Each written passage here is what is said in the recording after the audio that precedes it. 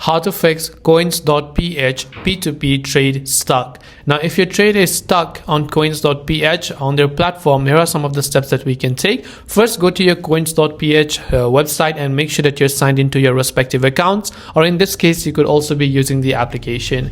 Now, if your trade is stuck, the best way to do and solve this issue is to raise a dispute with the customer service. In order to do so, on the top right hand side, you can see this customer care icon. Just make sure to click on that icon, which will take you to support.coins.ph website.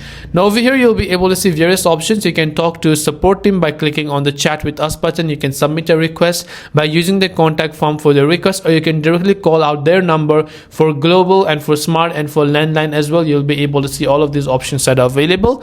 So depending upon what is much more comfortable for you, you can of course just click on the chat with us button. On the next page you'll be redirected to log into your respective account, and in that case you'll see a pop-up on the right hand side where you can explain about your issue and what are the steps that you can take in order to solve that.